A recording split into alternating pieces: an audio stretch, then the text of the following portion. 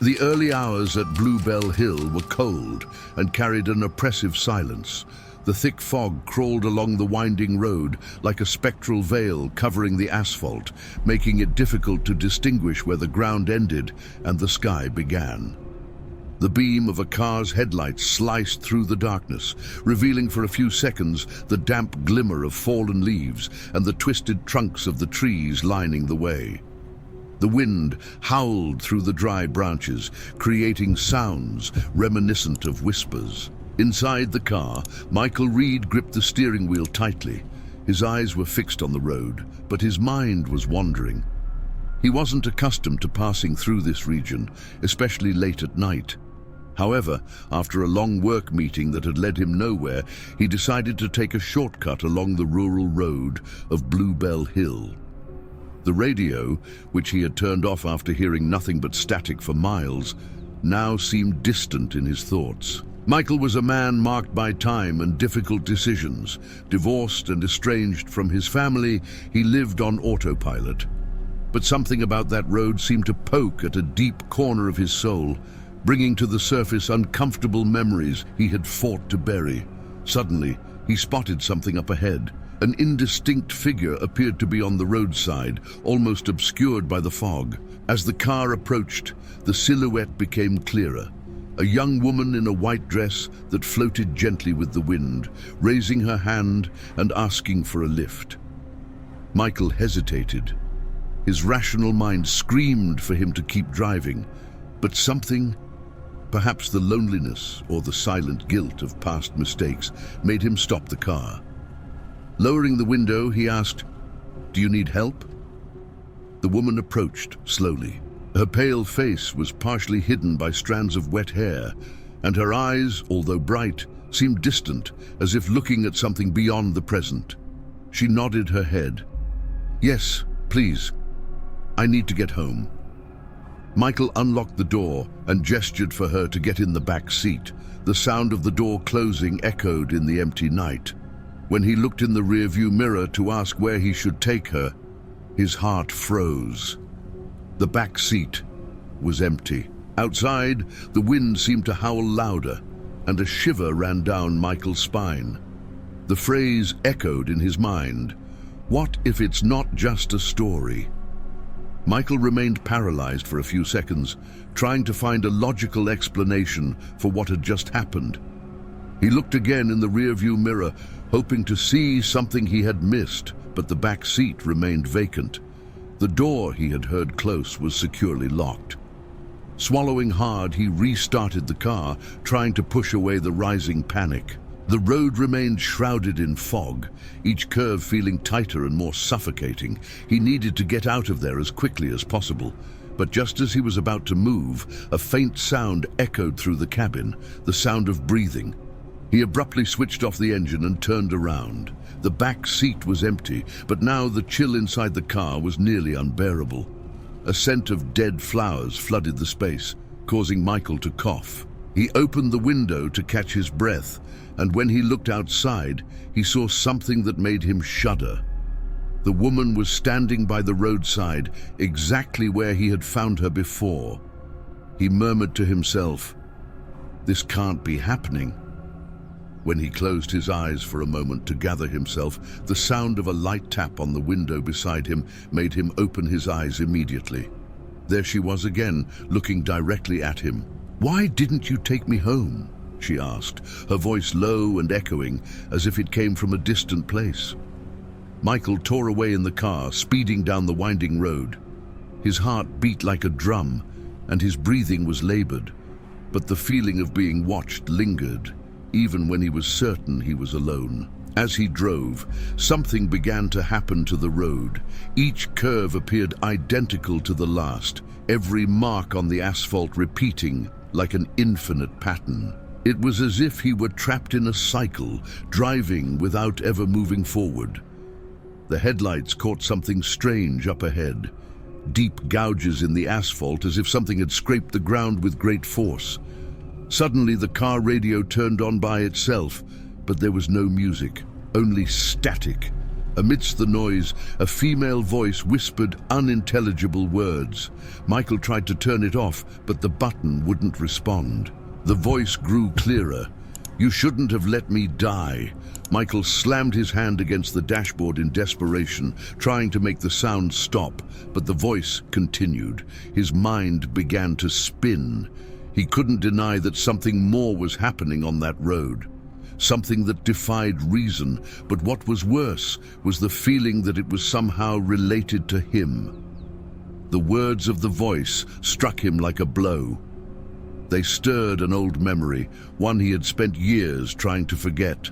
There had been a night many years ago when he had driven down that same road. He had been with his ex-fiancée, Emily.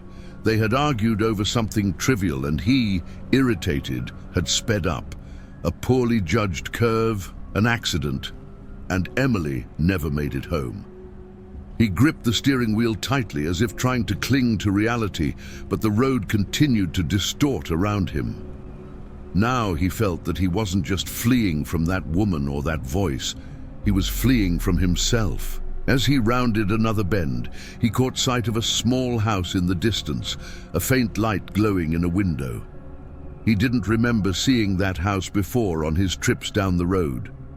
Feeling a mix of hope and despair, he decided to stop and ask for help. Getting out of the car, he walked towards the door. The fog seemed thicker around him, muffling his footsteps. When he reached the entrance, he noticed something strange. The door was ajar, and a sweet yet putrid smell wafted from within. As he pushed the door open, he saw an empty room, except for a chair in the center. On it rested a white flower, the same flower Emily had worn in her hair on the day of the accident. Michael stepped back, but the door slammed shut behind him.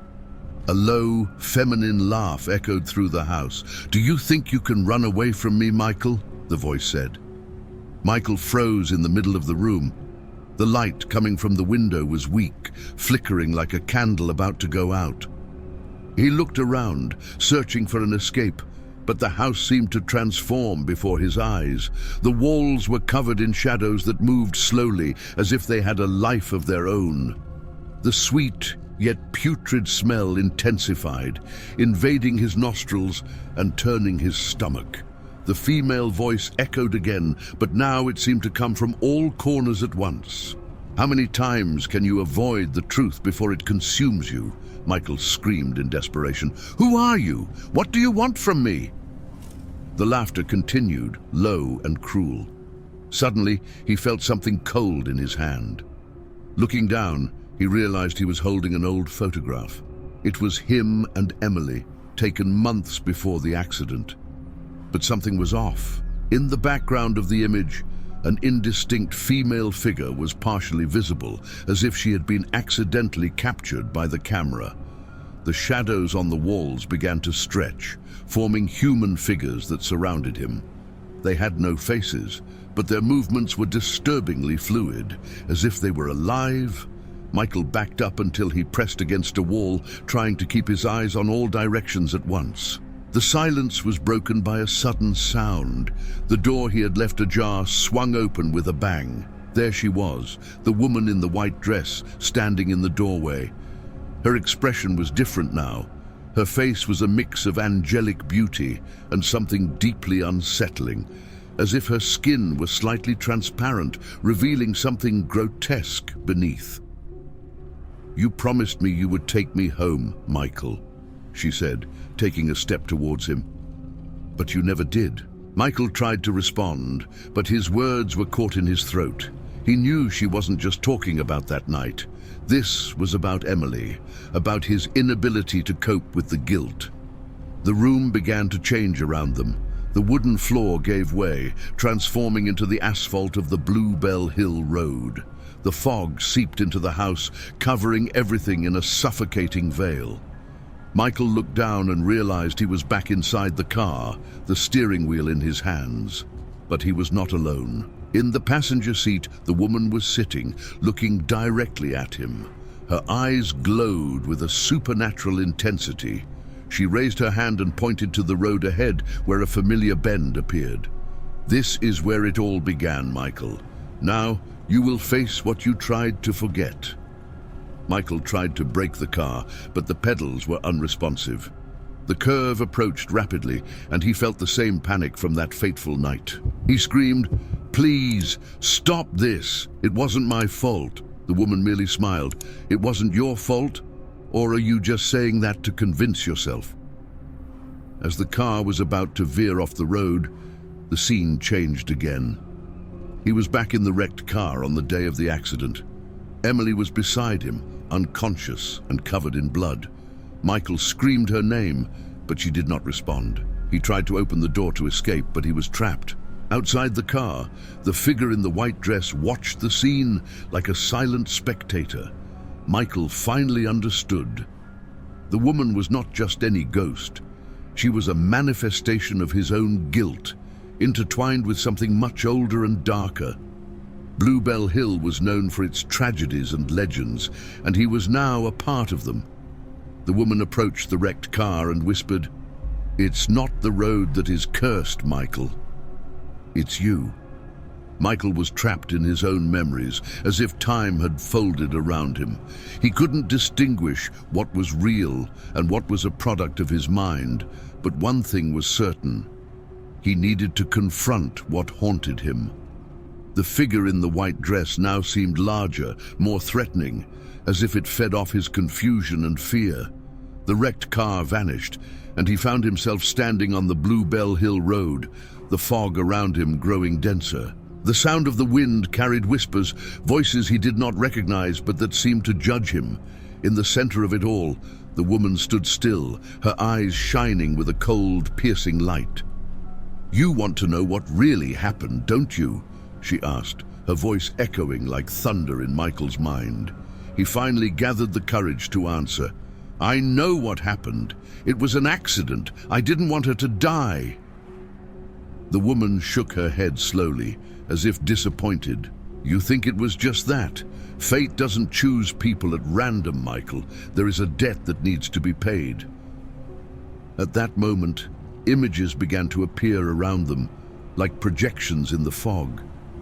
He saw his younger self arguing with Emily in the car, the speed increasing as his anger grew. But now there was something he had never noticed before. On the side of the road, moments before the impact, the same woman in the white dress was there, watching them. Michael fell to his knees, unable to bear the sight. "Why were you there? Who are you?" She approached slowly, her steps soundless.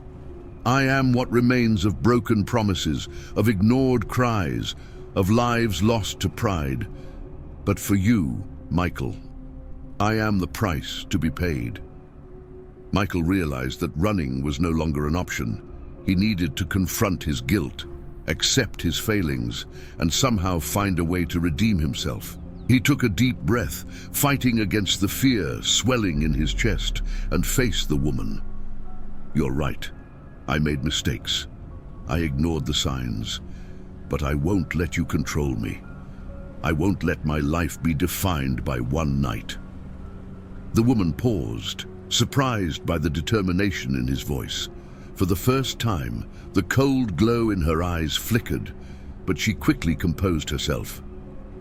"Words are not enough, Michael. You need to do more." The fog around them began to dissipate, revealing an ancient bridge ahead that Michael knew hadn't been there before. The woman pointed to it. "Cross the bridge, and perhaps you will find a chance for redemption. But be careful. Not everyone can return." Michael knew this was a test, a choice between continuing to run or facing the unknown head-on. He hesitated for a moment, but then he began to walk. Each step felt heavier than the last, as if the very road wanted to keep him there. As he walked, he saw images of the people he had hurt throughout his life: Emily, his ex-wife, his distant family. Each face was a reminder of how far he had strayed from who he once was. When he reached the middle of the bridge, the woman appeared before him once more, but now she seemed less threatening. "Guilt is a prison, Michael. You can choose to stay in it or learn to live alongside it." Michael closed his eyes and murmured, "I choose to live." Michael opened his eyes and saw the woman disappear like smoke in the wind, but the bridge before him began to tremble. The ancient structure creaked loudly, as if it were about to collapse. The fog around him made it impossible to see what lay on the other side. With every step, he felt the ground shift beneath his feet, while voices in the distance called out to him with a tone that oscillated between pleading and mockery. "It's no use!" Several voices shouted simultaneously. "You can't escape from us." The road around Michael began to dissolve, like a painted backdrop melting in the rain. He found himself suspended in a grey void, the wind howling in his ears. It was as if the universe itself was demanding that he make a choice. Suddenly, the woman in the white dress reappeared, but now with an overwhelming presence. Her face was more defined, almost human, yet still bore the features of something otherworldly. Her voice echoed powerfully. "You chose to live, but living without facing the truth is the same as continuing to run away." Michael shouted back, his voice trembling with emotion. "I know I was wrong. I was wrong with Emily, with my family, with myself. But you are not my judge." She raised her hand, and the void around them began to transform. He found himself back in the car at the moment of the accident, the sound of screeching tires and Emily's scream filling his ears. Michael tried to scream, but his voice was swallowed by the chaos. The scene froze at the moment of impact, and the woman appeared in the passenger seat, looking at him with eyes that seemed to pierce through him. "This is your moment, Michael, the choice that defines who you are." She pointed to the steering wheel. "You can change this." Michael understood what she meant. It was a final chance to correct the mistake he had made, but not in a literal way. He needed to forgive himself. Michael closed his eyes, took a deep breath, and placed his hands on the steering wheel. "I accept what happened. It was my fault, and I will carry this forever, but I won't let it destroy who I am." As he spoke those words, the scene began to crumble. The sound of the accident faded, replaced by a profound silence. He opened his eyes and saw that he was once again on the bridge. This time, the road ahead was clear, illuminated by a soft light. The woman stood before him, now different. Her face was more serene, and her white dress seemed to glow gently. "You faced your truth, Michael. That is all I wanted." She turned to him one last time. "You can move on now, but remember, the choices we make shape the path ahead of us." Michael looked at the clear road and felt tears streaming down his face. He knew he would never forget what had happened, but now he felt something he hadn't felt in a long time. Hope. As he took his first step towards the other side of the bridge, the light around him began to intensify, and everything faded away. Michael awoke at the wheel of his car, parked by the roadside of Bluebell Hill. The sun was rising, bathing the landscape in golden hues and dissipating the fog that had previously felt so oppressive. He rubbed his eyes, feeling the moisture on his palms. Tears, though he couldn't quite remember when he had started crying. The car radio was off, and the interior of the vehicle seemed perfectly normal. The clock on the dashboard read 5:42 a.m. He looked around, trying to comprehend what had happened. The memories were still fresh. The woman in the white dress, the bridge, the words that had challenged him to confront his mistakes. Everything felt so real and yet so impossible. Michael stepped out of the car and inhaled the fresh morning air. For the first time in years, he felt lighter, as if the weight he had been carrying on his shoulders had finally been lifted. He knew the past couldn't be erased, but now he felt he could coexist with it, using it as a lesson to move forward. On the ground, beside the car, he noticed something strange, a white flower, damp from the mist. He picked it up, cradling it gently, as if it were something fragile and sacred. It was the same flower that Emily used to wear in her hair. With a deep sigh, he got back into the car, This time, when he turned on the radio, a soft song filled the space. He drove slowly, soaking in the morning light and the tranquil sound that seemed to seal this moment of renewal. When he reached the end of the road, he stopped at a small cafe to collect himself. While waiting for his coffee, he struck up a conversation with the attendant, a friendly, grey-haired gentleman. "This road can be treacherous at night, can't it?" Michael commented, trying to sound casual. The man chuckled lightly. "Oh, yes, and full of stories. They say a woman appears asking for a ride around here. Just a legend, of course." Michael smiled tightly but said nothing. As he left the cafe, he glanced back and noticed a detail that made him shiver. On the notice board in the cafe, there was a black and white photo of a group of young people, dated decades ago. In the corner of the image, wearing a white dress and an enigmatic smile, was the woman he had seen on the road. He exited without saying another word, but now he was sure of one thing: the stories about Bluebell Hill were not just legends. Michael knew that this experience would mark him forever. He would never have all the answers, but he now understood that his own journey was about accepting imperfection and learning to live with his mistakes. The woman in the white dress was not just a ghost. She was a symbol of everything he needed to confront within himself. As he drove away from Bluebell Hill, the sun finally broke completely over the horizon, illuminating the path ahead. For the first time in years, Michael felt he was in control of his own life. Months later, Michael moved to a small coastal town, leaving behind his stressful job and the life that had consumed him so much. He began working as a restorer of antique furniture, something he stumbled upon, but that brought him a sense of purpose.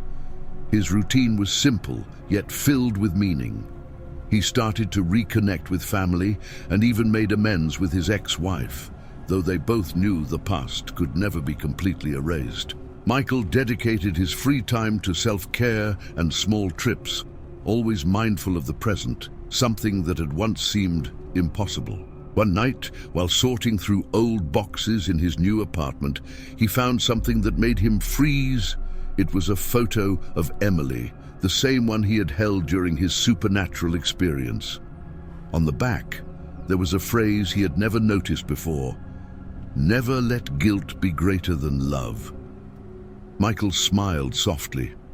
He knew that Emily had always been his greatest source of strength, even in his worst moments. He took the white flower he had carefully dried and framed it next to the photo.